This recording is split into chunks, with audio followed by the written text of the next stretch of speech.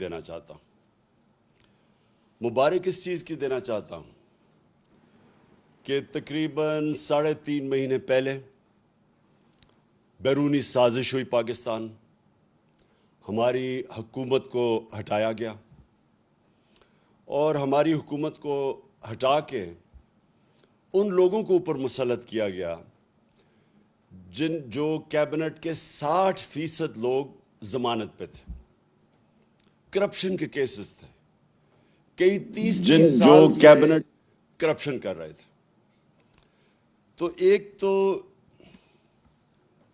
قوم کی توہین کی گئی کہ ہمیں اس طرح سمجھا گیا کہ ہم بھیڑ بکریاں ہیں، کہ کسی کو بھی ان کے اوپر مسلط کر دو تو قوم چپ کر کے بھیڑ بکریوں کی طرح قبول کر لے گی۔ اور اس کے بعد صرف یہی نہیں کہ ہماری گورنمنٹ ہٹائی گئی، بلکہ اس کے بعد پورا ایک پروگرام بنایا گیا کہ کسی نہ کسی طرح ہمیں اتنا دبایا جائے کہ اس کے بعد اٹھ ہی نہ سکے ہماری جماعت۔ ہم نے جب 25 مئی کو ایک پرامن احتجاج کی کال دی اس بیرونی سازش کے خلاف، اور یہ جو ہمارے اوپر کرپٹ ترین لوگوں کو مسلط کیا گیا تھا، تو جب ہم نے کال دی تو ساری قوم کے سامنے جس طرح کا ظلم کیا گیا، ایک وہ جماعت جس کی کوئی تاریخ ہی نہیں آج تک کبھی انہوں نے توڑ پھوڑ کی ہو یا کوئی انتشار کی، پالیٹکس کی ہو، فیملیز نکلی ہوئی تھی، اور وہ ابھی بھی میری آنکھوں کے سامنے وہ سین ہے کہ جس طرح عورتوں پہ، بچوں پہ، فیملیز کے اوپر جس طرح شیلنگ کی گئی، اور پھر یہ سمجھا کہ یہ کرش کر دیں گے، ہمیں اتنا خوف زدہ کریں گے کہ ہم چپ کر کے گھروں میں بیٹھ جائیں گے۔ تو میں آج اپنی قوم کا اس لیے آپ کا شکریہ ادا کرتا ہوں اور اللہ کا شکر ادا کرتا ہوں کہ اس کا خاص کرم ہے ہمارے پہ کہ ان 3.5 سالوں میں بجائے اس کے کہ قوم اتنی خوف زدہ ہو کے گھروں میں بیٹھ جائے اور یہ ظلم کو قبول کر جائے، لوگ ایک قوم بننا شروع ہو گئے، پاکستان ایک قوم بننی شروع ہو گئی۔ میں نے اپنی زندگی میں صرف ایک دفعہ دیکھا تھا، اور مجھے ابھی بھی یاد ہے، میں عمر میری چھوٹی تھی، 1965 کی جنگ میں مجھے تب جو بھی زندہ تھے تب سب کو لگا کہ ہم ایک قوم بن گئے، ایک قوم کھڑی تھی۔ تو یہ میں نے پہلی دفعہ اس کے بعد اپنی ملک کو ایک قوم بنتے دیکھا ہے۔ جس طرح لوگ نکلے ہیں اس بائی الیکشنز میں نے جو 2018 کا جنرل الیکشن تھا، جب ہمارا پورا ویو آیا ہوا تھا، تب میں نے پبلک کو ایسے نہیں نکلتے دیکھا جس طرح یہ جو 20 بائی الیکشن ہوئے ہیں پنجاب میں، جس طرح اس وقت میں نے اپنی قوم کو نکلتے دیکھا۔ اور ہر چیز کے باوجود میں اس لیے بھی آپ کو آج مبارک دیتا ہوں، اللہ کا شکر ادا کرتا ہوں، اپنی قوم کا شکریہ ادا کرتا ہوں کہ ہر حربہ استعمال کیا گیا ہمیں ہرانے کا۔ پہلے تو ایک غیر آئینی طور پہ اس کو حمزہ کو بٹھا دیا گیا پنجاب کا وزیر اعلیٰ، اس کی کوئی آئینی حیثیت نہیں تھی، اور اس کو سپریم کورٹ نے کہا کہ تم نے کوئی بھی اسٹیٹ مشینری، ایڈمنسٹریشن، پولیس کو بالکل استعمال نہیں کرنا یہ الیکشن کو متاثر کرنے کے لیے۔ اس نے ہر چیز استعمال کی، اس نے ایڈمنسٹریشن استعمال کی، ہمارے اوپر پورا، یعنی کوئی کسر نہیں چھوڑی کہ انہوں نے الیکشن کو متاثر کرنے کے لیے۔ اور جو سب سے شرمناک رول تھا وہ پاکستان کی الیکشن کمیشن کا تھا۔ الیکشن کمیشن نے پورا مل کے نون لیگ کے ساتھ یا حمزہ کے ساتھ پورا مل کے انہوں نے ہمیں الیکشن ہرانے کی کوشش کی۔ تو یہ ایک معجزہ ہے کہ اس سب چیز کے باوجود صرف کیونکہ ایک زندہ قوم کھڑی تھی، ایک زندہ قوم نظر آئی، جس طرح لوگوں نے پولنگ بوتھس پہ گئے, ہمارے کئی جگہ پولنگ ایجنٹس نہیں تھے, اس کے باوجود جس طرح الیکشن لڑا گیا, میں آپ سب کو سلام پیش کرتا ہوں. اور یہ اب جو آپ دیکھ رہے ہیں, یہ ایک نئی تاریخ بن رہی ہے پاکستان کی. لیکن اس سے پہلے ہوا کیا اس سازش سے؟ میں اپنے جلسوں میں بھی کہہ بیٹھا ہوں, لیکن میں آپ کو بار بار یہ چیز دہرانا چاہتا ہوں کہ ہمارے ملک سے ہوا کیا, کہ ایک ملک جو ترقی کر رہا تھا, جو سارے پاکستان کے جو معیشت کے جو انڈیکیٹرز ہوتے ہیں, یعنی جو اکنامک انڈیکیٹرز ہوتے ہیں, وہ سارے صحیح راستے پہ جا رہے تھے. پاکستان کی اکنامک سروے جو اس حکومت کی سروے جو نکلتی ہے, انہوں نے جو جون میں اکنامک سروے نکالی, اس کے مطابق پاکستان 6% اپنی اس کی جو معیشت تھی گرو کر رہی تھی. یعنی ہماری دولت کے اندر 6% اضافہ ہو رہا تھا, اور اس سے پچھلے سال 5.6% پہ اضافہ ہوا. یہ 2 سال جو تھے, 17 سال کے بعد پاکستان نے 2 سالوں میں اس طرح کی ترقی کی, 17 سالوں کے بعد. اور وہ کب پہلے تھا؟ جنرل مشرف کے دور میں. تب کیوں ترقی ہوئی؟ کیونکہ ہم امریکہ کی جنگ لڑ رہے تھے, اور جب ہم امریکہ کی جنگ لڑ رہے تھے تو ڈالرز آ رہے تھے باہر سے. وہ ہم اپنی وجہ سے نہیں, باہر سے پیسہ آ رہا تھا, جس کی وجہ سے پاکستان نے ترقی کی. یہ 17 سال کے بعد اس طرح کی ترقی ہوئی. ہماری زراعت 4.4% پہ اوپر آئیں. 4 ہماری جو فصلیں تھیں ان کی بمپر کراپ یعنی ریکارڈ پیداوار ہوئی 2 سال. جو فیوچر ہے پاکستان کا, ٹیکنالوجی کا, ہم نے جو اپنی ٹیکنالوجی کی جو سیکٹر کی مدد کی, 2 سالوں کے اندر 75% ہماری آئی ٹی کی ایکسپورٹس بڑھی. اور ہم جو باقی ہمارے پلانز ابھی آگے تھے, ٹیکنالوجی زونز کو جو ابھی ڈیولپ کر رہے تھے, باہر سے انویسٹمنٹ آ رہی تھی, وہ بیچ میں رہ گئی. لیکن ٹیکنالوجی کی طرف ہم پورے اپنی, کیونکہ نوجوان آبادی ہماری, یہ فیوچر ہے, اس کے اوپر بھی, اس راستے پہ بھی نکل گئے تھے. اور جو سب سے زیادہ ضروری جو مجھے خوشی ہوئی جس چیز کی, کہ ہم نے پاکستان کے اندر پہلی دفعہ ایک اپنے ملک کو فلاحی ریاست کی طرف لے کے جا رہے تھے. اور وہ کیا کہ ہم نے وہ چیز کی جو آپ اکثر دنیا کے ملک میں دیکھ لیں, ہیلتھ کارڈ, ہیلتھ انشورنس. ایک غریب گھرانے کے لیے جو سب سے تکلیف دہ چیز ہوتی ہے, جو بے بسی ہوتی ہے غریب گھرانے میں, وہ تب کہ اگر بیماری ہو گھر میں اور پیسہ نہ ہو علاج کروانے کا.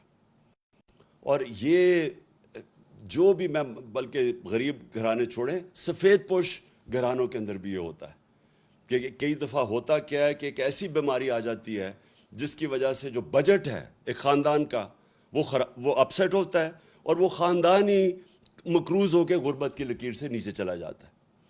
تو یہ بہت بڑا قدم ہم نے اٹھایا تھا کہ اپنے لوگوں کو ہیلتھ انشورنس 10 لاکھ روپے 1 سال میں خاندان کسی بھی ہسپتال میں جا کے اپنا علاج کروا لے. تو پہلی دفعہ غریب لوگ پرائیویٹ ہاسپٹلز میں جا کے علاج کروا رہے تھے. تو فلاحی ریاست کے لیے ہیلتھ کارڈ جو سب سے ضروری. پھر ہم نے اپنے جو ہمارا احساس پروگرام تھا, جس کی پوری کوشش تھی لوگوں کو غربت سے نکالنے کی, وہ دنیا کے اندر اس کی پذیرائی ہوئی.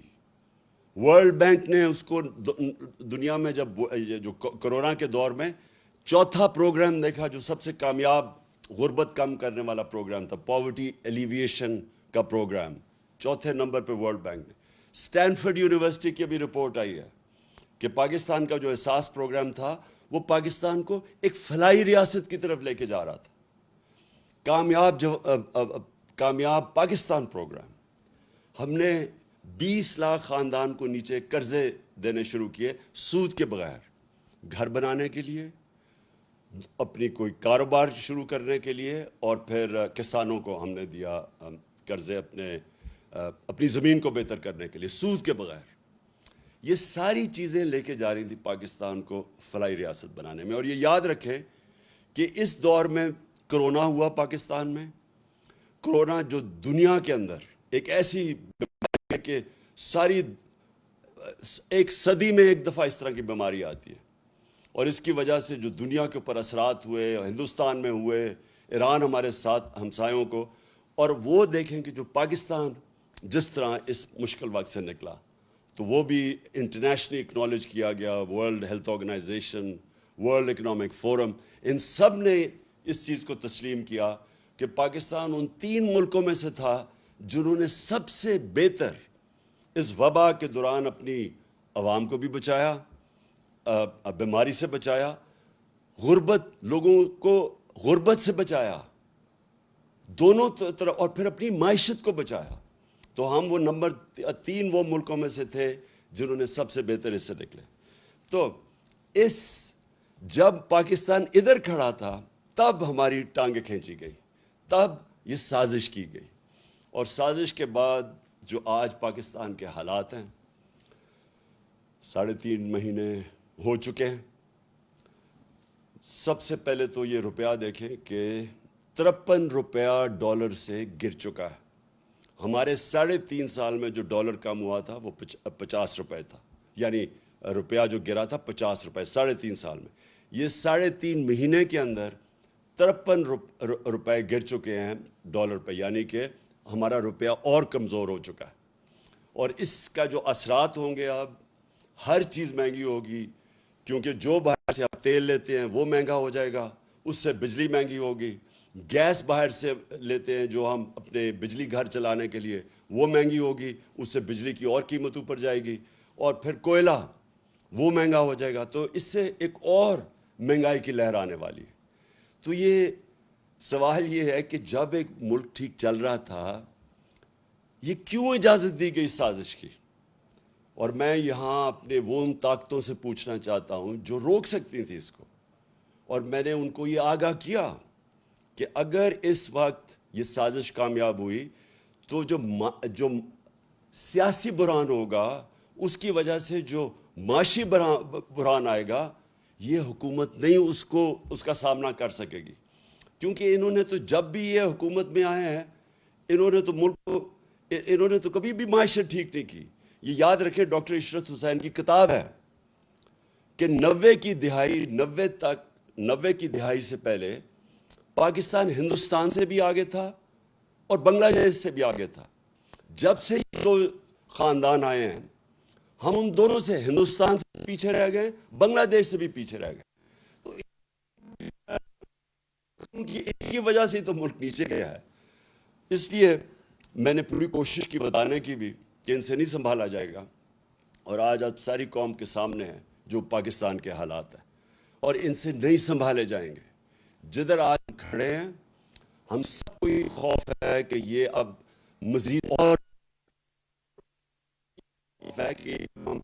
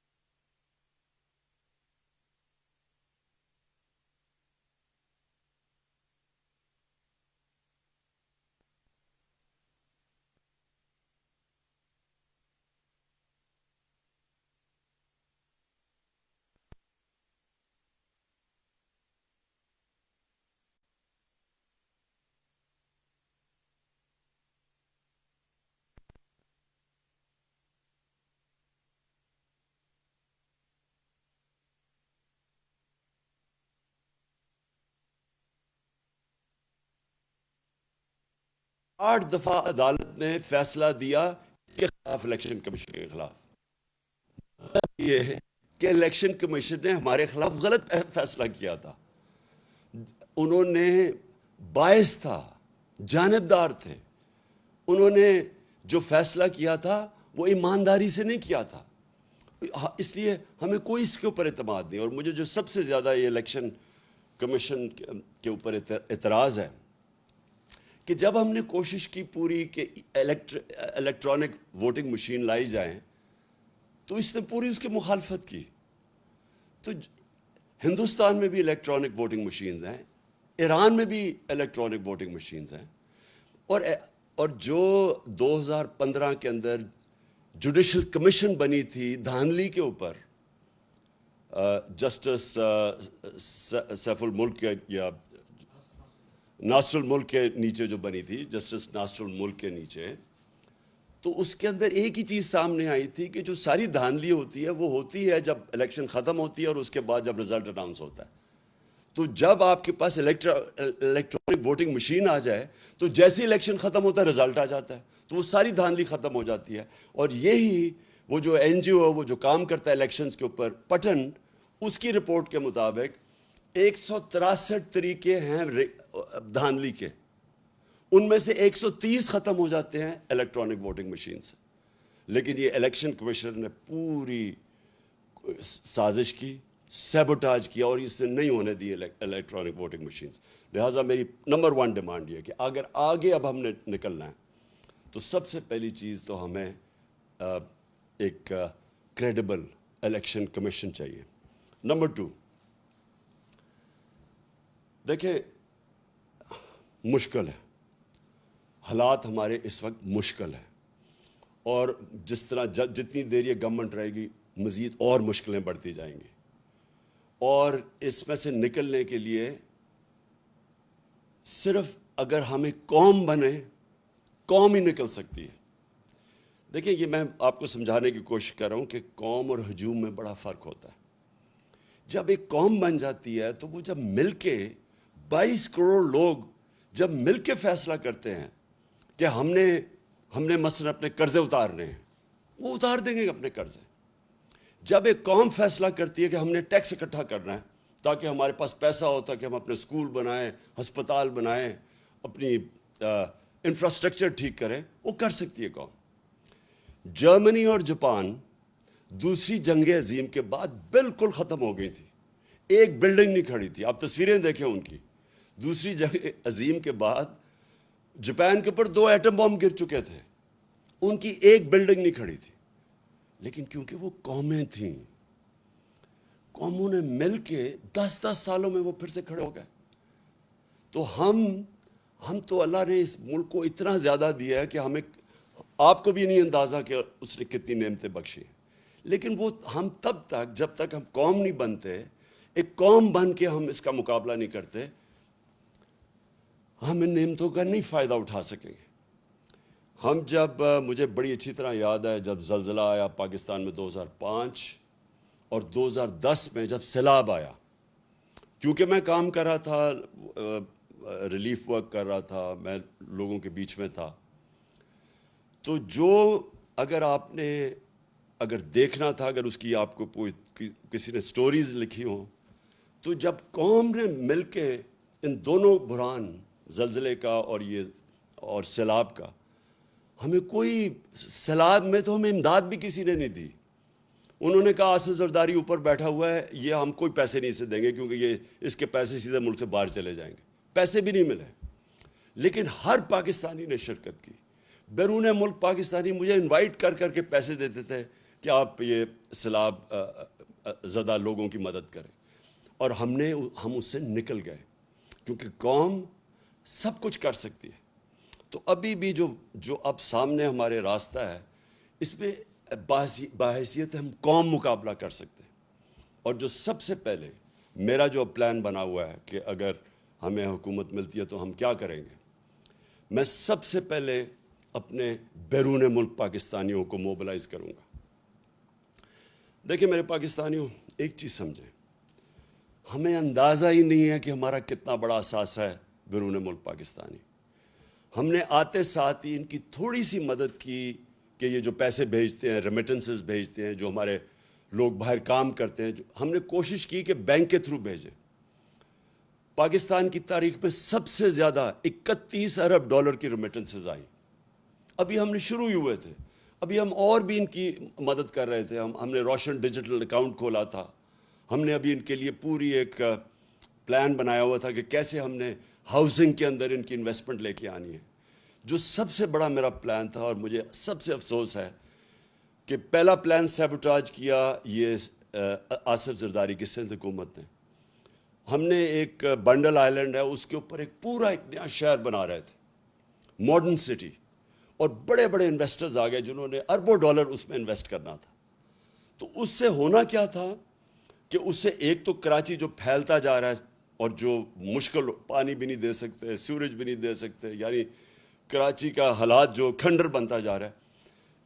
جب ایک پورا ایک ماڈرن سٹی جس طرح دبئی ہے، کیا وجہ کہ ہم دبئی جیسا ایک جزیرے کے اوپر شہر نہیں بنا سکتے؟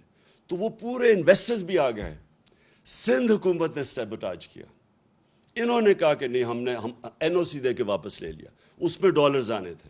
دوسرا جو راوی سٹی ہے، راوی سٹی لاہور کو بچانے کے لیے پرانا پلان ہے کہ 15-20 سال کا.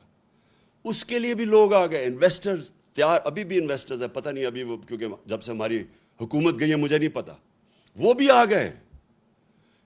ایک عدالت نے 1 سال سٹے آرڈر دے دیا، آگے بڑھ نہیں رہے تھے ہمیں. تو رکاوٹیں تھیں، لیکن اگر دونوں جگہ پیسہ آ جاتا تو آج یہ جو ہمارا روپیہ گر رہا ہے یہ روپیہ نہ گرتا، کیونکہ ہمارے پاس ڈالرز آ جانے تھے باہر سے. تو کہنے کا مقصد یہ کہ اس طرح کے اور ہمارے پلانز ہیں. جو بیرون ملک پاکستانی ہیں، وہ سب سے پہلے، اگر ہم ان کے لیے جو پیکیج میں تیار کر رہا ہوں، ہم جب ان سے جب پیسہ آئے گا تو جب تک ہماری ایکسپورٹس اوپر جاتی ہے، کیونکہ اس وقت ہماری امپورٹس زیادہ ہے، ایکسپورٹس کم ہے، اور ہماری ریکارڈ ہمارے دور میں سب سے زیادہ ایکسپورٹس ہوئے تھے. تو جب تک ہماری ایکسپورٹس امپورٹس کے ساتھ نہیں ملتی، تب تک ہم بیرون ملک پاکستانیوں سے ڈالرز منگوا کے تو یہ پورا کریں گے، جو گیپ پورا کریں گے، تاکہ ہمارے روپے پہ پریشر نہ پڑے جو روپیہ گرتا جا رہا ہے. تو پہلی چیز تو میری یہ ہے کہ ہم نے اپنے بیرون ملک پاکستانیوں کو پوری طرح اس ملک کی، جو ہم اس بحران سے نکالیں گے، پوری طرح ان کی ہم مدد لیں گے. اور ان کا جو اربوں ڈالر ان کے باہر پڑے ہیں، یہ محنت کش لوگ ہیں، ان کا انشاءاللہ پیسہ لے کے آئیں گے. یہ کبھی بھی پیسہ جو ابھی حکومت میں بیٹھے ہیں، کبھی ان کو پیسہ نہیں دیں گے. کیوں نہیں وہ پیسہ دیں گے؟ ابھی ریمیٹنسز نیچے چلی گئی ہیں. کیوں نہیں دیں گے؟ کیونکہ ان کو کہتے ہیں پیسہ پاکستان لے کے آؤ، اور یہاں سے ہی اپنا پیسہ باہر نکال دیتے ہیں. یعنی یہ کس طرح کی لیڈرشپ ہے کہ خود اپنے ان کے اربوں ڈالر باہر پڑے ہوئے ہیں، اور دوسروں کو کہتے ہیں کہ پاکستان میں آ کے پیسہ انویسٹ کرو. کیوں بیرون ملک پاکستانیوں نے اتنے بڑے مظاہرے کیے ان کے خلاف؟ جب ہماری حکومت گرائی ہے، کبھی پاکستان کی، ہماری تاریخ میں بیرون ملک پاکستانی اس طرح کبھی نکلے ہی نہیں باہر مظاہرہ کرتے ہوئے. کیوں وہ نکلے ہیں؟ کیونکہ ان کو پتہ ہے کہ ان کی اربوں ڈالرز کی پراپرٹیز باہر پڑی ہوئی ہیں. تو ان کو کہتے ہیں پاکستان میں پیسہ انویسٹ کرو، یہاں سے پیسہ چوری کر کے باہر لے جاتے ہیں.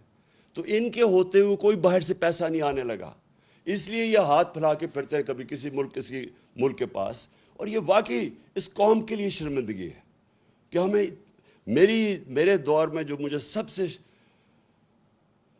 شرمندہ ہونا پڑا کہ جب یہ خزانہ خالی چھوڑ کے چلے گئے تھے. آپ کو پتہ ہے سب سے بڑا خسارہ یہ چھوڑ کے گئے تھے، کرنٹ اکاؤنٹ ڈیفیسٹ جسے کہتے ہیں، 2018 میں. تو مجھے مجبوراً جانا پڑا اپنے دوست ملکوں کے پاس پیسہ لینے کے لیے. تو بڑا شرم آتی ہے، حالانکہ میں 30 سالوں سے شوکت خانم کے لیے پیسے اکٹھے کرتا ہوں، لیکن جب میں پاکستانیوں سے پیسے اکٹھے کرتا ہوں مجھے شرم نہیں آتی، کیونکہ پاکستانیوں کا ہاسپٹل ہے.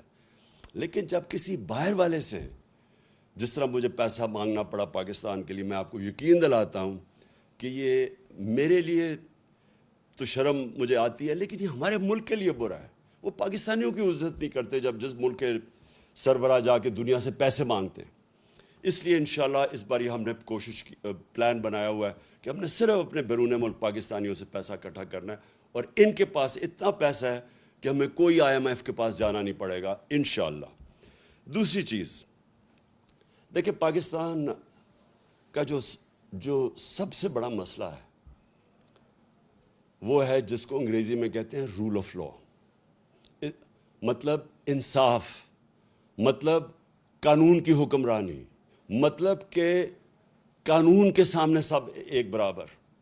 اصل میں جو ہمارے نبی صلی اللہ علیہ وسلم کی جو ایک حدیث ہے وہ سب کچھ کہہ جاتی ہے کہ تمہارے سے پہلے بڑی قومیں تباہ ہوئیں، جو طاقتور ڈاکو چوری کرتا تھا اس کو نہیں پکڑتی تھی اور کمزور کو جیل میں ڈال دیتی تھی، اور یا میری بیٹی بھی اگر چوری کرے گی تو اس کو سزا ملے گی۔ یعنی کوئی قانون سے اوپر نہیں ہے۔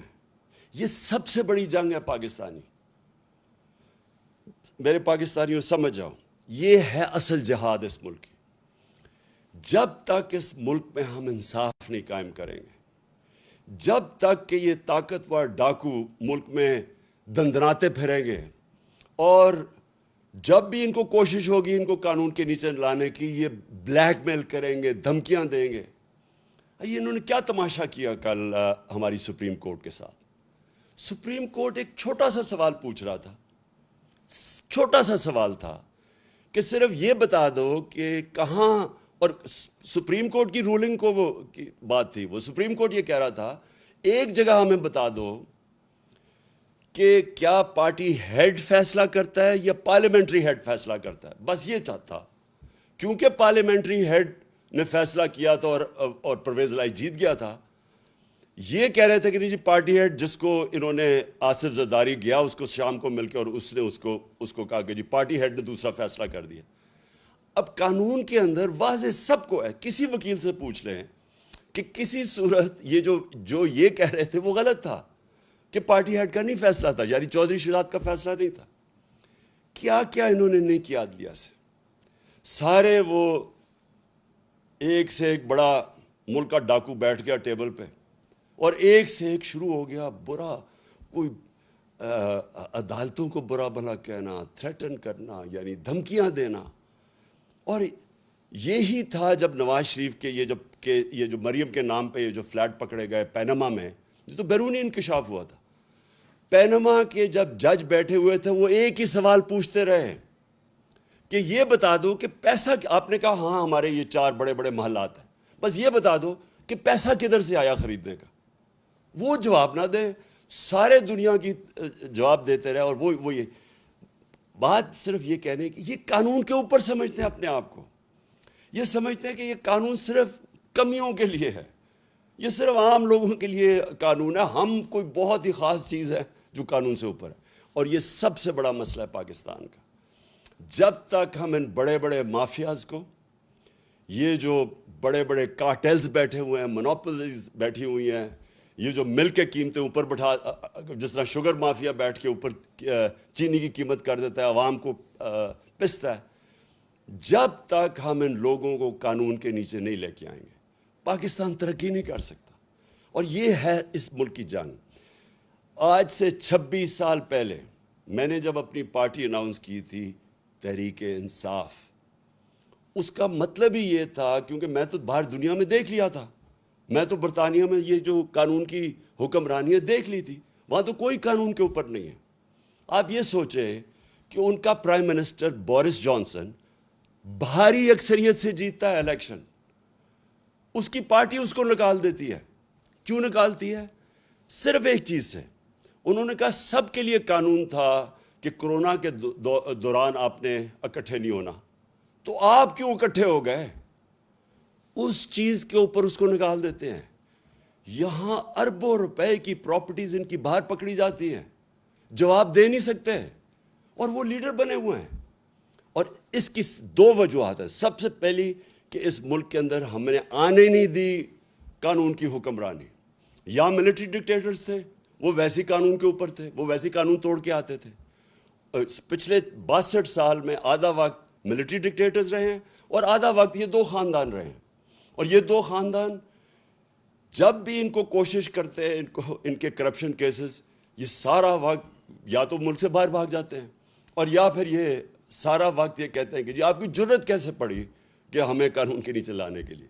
اور جب تک یہ نہیں ہوگا میرے پاکستانیوں، جب تک ہم اپنے ملک میں انصاف قائم نہیں کر سکیں گے، جس ملک میں صرف غریب لوگ جیلوں میں جائیں اور طاقتور ڈاکو ایوانوں میں پھرے پرائم منسٹر بن جائے، اتنے اتنے بڑے کیسز ہوں، جب تک ہم یہ نہیں کر سکیں گے، یہ ہے اصل جہاد اس ملک کی۔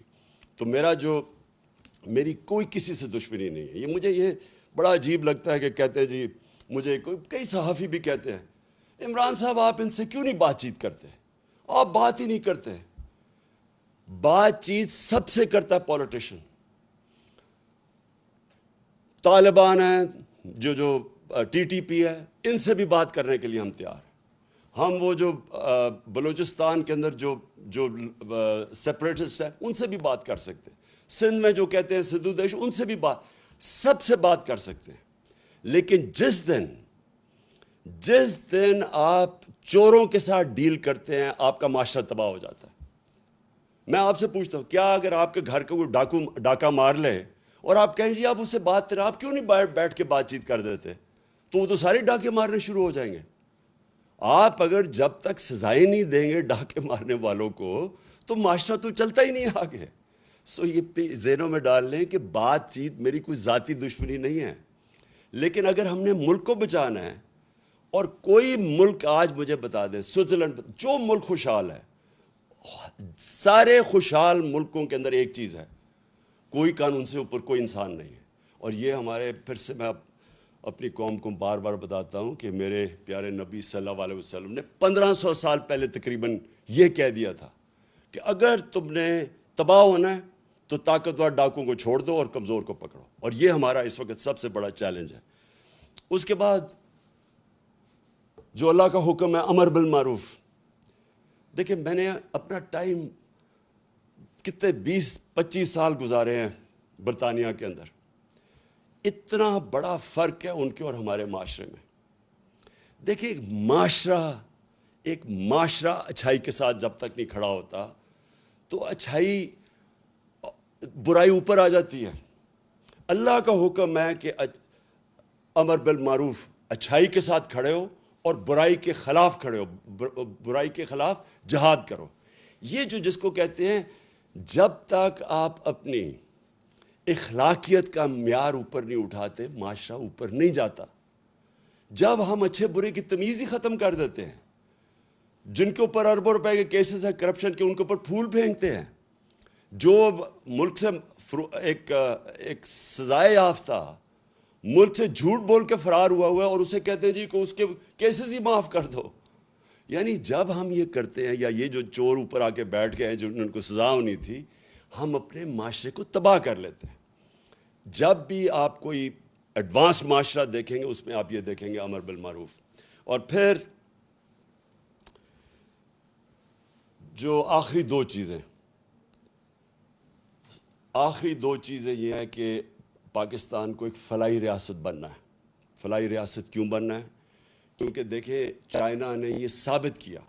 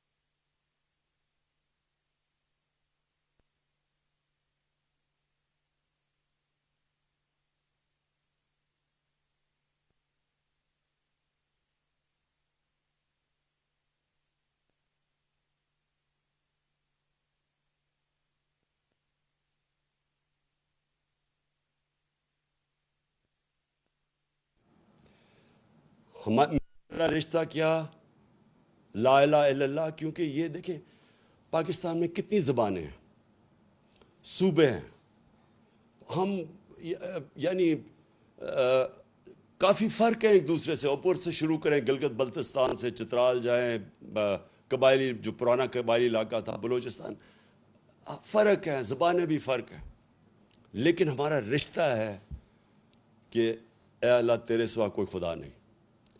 دیکھیں یہ جو رشتہ ہے ہمیں یہ مضبوط کرنا ہے. یہ ہے نظریہ پاکستان.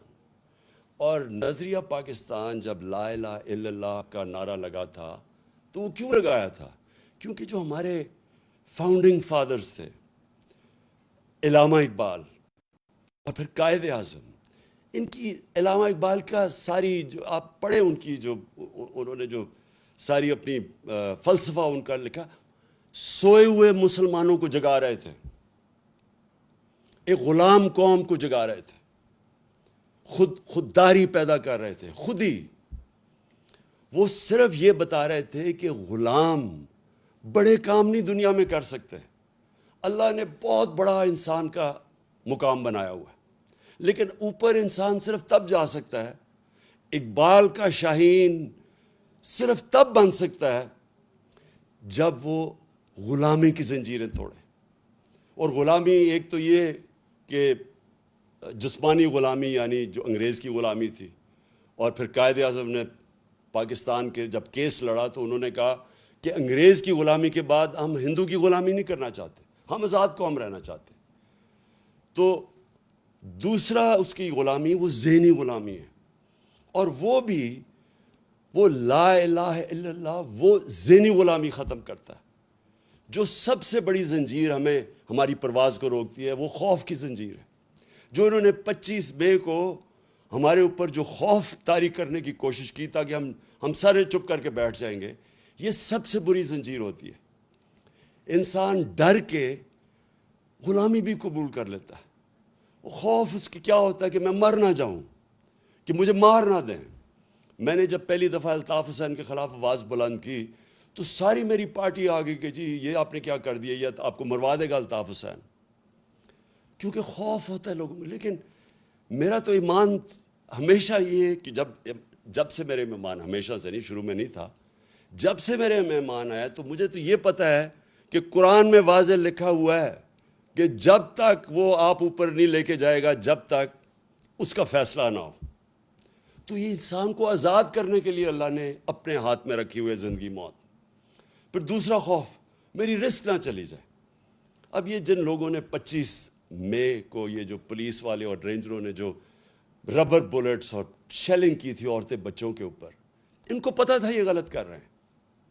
ان کا ضمیر تو بتا رہا ہوگا ان کو غلط ہے، لیکن ڈر رہے ہوں گے کہ ہماری نوکری نہ چلی جائے. دیکھیں قانون یہ کہتا ہے کہ آپ کوئی غلط کام نہیں کر سکتے قانون کے خلاف، چاہے آپ پولیس والے ہوں، چاہے فوجی ہوں، چاہے آپ گورنمنٹ سرونٹ ہوں. جب اپنی نوکری کو بچانے کے لیے غلط کام کرتے ہیں، گناہ کرتے ہیں، یہ بھی ایک شرک ہے. آپ اپنے ضمیر کو جب بیچتے ہیں، لالچ کو پیسے دے کے آپ کو خریدتا ہے، یہ جو ابھی بکے ہمارے لوگ بھیڑ بکریوں کی طرح، یہ بھی شرک ہے، چونکہ اللہ الحق ہے. اور یہ جو خوف ہے ہمارا کہ جی مجھے کوئی ذلیل نہ کر دے. جتنی میرے خلاف کیریکٹر اسیسینیشن کی کیمپین چلائی گئی ہیں، جتنے پچھلے 26 سال میں انہوں نے میرے اوپر کیا کیا کیمپینز نہیں چلائیں، لیکن ذلیل نہیں کر سکتے کیونکہ اوپر والے کے فیصلے کے بعد ذلت نہیں آتی.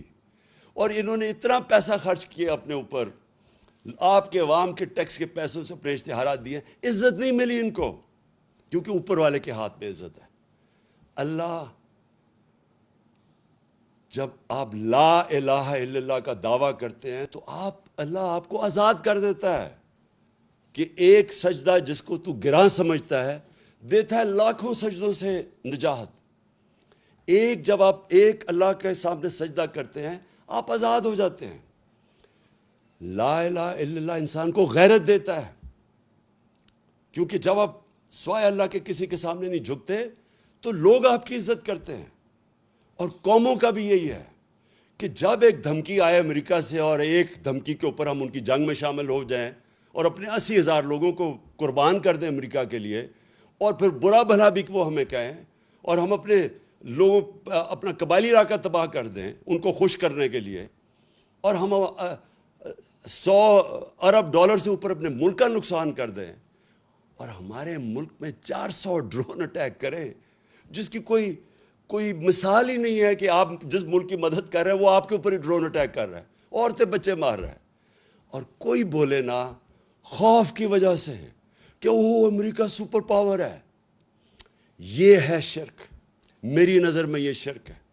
میں جب یہ جنگ چل رہی تھی میں مسلسل کہتا رہا کہ یہ غلط ہے، مجھے کہہ رہے تھے طالبان خان ہے اور ہر قسم کی میرے اوپر، بلکہ یہ اخباروں میں پڑھے مجھے انہوں نے کیا کیا کہا کہ دہشت گرد ہے اور یہ وہ ہے۔ دیکھیں، میں اپنی قوم کو سب کو کہنا چاہتا ہوں، ہم نے اپنے آپ کو ذلیل کیا ہے یہ شرک کر کے۔ آپ ریمنڈ ڈیوس مزنگ کے اندر دن دہاڑے 2 پاکستانیوں کو 19 اور 20 سال کے لڑکوں کو گولی مار دیتا ہے۔ اس کی بیوی خودکشی کر لیتی ہے کہ مجھے یہ انصاف نہیں ملے گا کیونکہ امریکن نے گولی ماری ہے۔ آپ کو پتہ ہے کہ پاکستان کے انصاف کے نظام نے کیا کیا؟ اس کو پکڑ کے امریکنز کو واپس کر دیا اور وہ کھلا پھرا تھا۔ کیا پاکستانی وہاں یہ کرے تو کیا وہ معاف کریں گے؟ ہمارے ایمل کانسی نے امریکہ کے اندر 2-3 لوگ قتل کر دیے اور وہی پاکستان آ گیا۔ انہوں نے پاکستان آ کے ہمارے قانون کے یعنی ہماری عدالتوں کے بغیر یہاں سے آ کے اغوا کر کے لے گئے، اور ہم نے ان کی مدد کی اغوا کرنے کے لیے۔ اور امریکہ کے اندر جج پوچھتا ہے کہ آپ نے پاکستان سے اس کو اٹھا کے لے آئے، کیسے آئے؟ تو اس کا وکیل کہتا ہے کہ پاکستان ڈالر سے لیے اپنی ماں کو بھی بیچتے ہیں۔ یہ ہم نے ذلت اٹھائی ہے، یہ ہمارا قصور ہے، یہ امریکہ کا قصور نہیں ہے، کیونکہ ہم یہ خوف کے بت کی پوجا کرتے ہیں۔ میں کبھی یہ نہیں کہوں گا کہ ہم کسی قوم کی دشمنی لیں، میں یہ کبھی نہیں کہوں گا کہ ہم امریکہ کے ساتھ اپنے تعلقات بگاڑ دیں۔ ہمیں اچھے تعلقات ہمیشہ رکھنے چاہیے امریکہ سے۔ سب سے زیادہ ایکسپورٹ کرتے ہیں ہم امریکہ کو۔ ہماری جو سب سے طاقتور کمیونٹی ہے پاکستانی، وہ امریکن پاکستانی کمیونٹی ہے۔ لیکن غلامی، اس سے بہتر ہے انسان مر جائے کہ اگر آپ نے غلامی کرنی ہے۔ میں تو غلامی سے بہتر ہے کہ آپ کو مر جانا چاہیے۔ دیکھیں، ہمیں خوددار قوم بن کے رہنا ہے۔ ہمارے بڑوں نے جہاد کی تھی، جدوجہد کی تھی پاکستان کے لیے، اس لیے نہیں کی تھی کہ آج ہم ایسے بیکاریوں کی طرح پھریں کسی کے سامنے اور جھکیں کسی کے سامنے۔ تو میں آپ اپنی قوم کو یہ صرف کہنا چاہتا ہوں، دیکھیں، لا الہ الا اللہ کو سمجھیں، یہ ہماری قوم کو غیرت دے گا۔ ہم اپنے پیر پہ کھڑا ہونا سیکھیں۔ میں یہ جو آج آپ کے سامنے رکھ رہا ہوں، میں اس باری انشاءاللہ بیرون ملک پاکستانی ہوں، ان سے میں انشاءاللہ پیسہ اکٹھا کروں گا تاکہ ہمیں کسی اور کے پاس جا کے ہاتھ نہ پھیلانے پڑے۔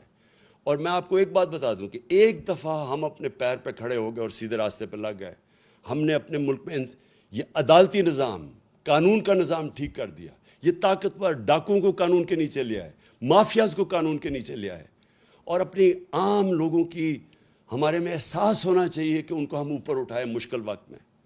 میں آج آپ کو کہہ رہا ہوں کہ یہ ملک، آپ کو کسی کو نہیں اندازہ کہ جتنی نعمتیں اللہ نے ہمیں بخشی ہیں، یہ کتنی تیزی سے ہمارا ملک اوپر جائے گا۔ میں آج آپ سب کا پھر سے آنے کا شکریہ ادا کرتا ہوں۔ میں آج آپ سب کو پھر سے پیش کرتا ہوں کہ یہ ساری جو بیرونی سازش تھی، آپ نے قوم بن کے اس کو شکست دی۔ پاکستان پائندہ باد۔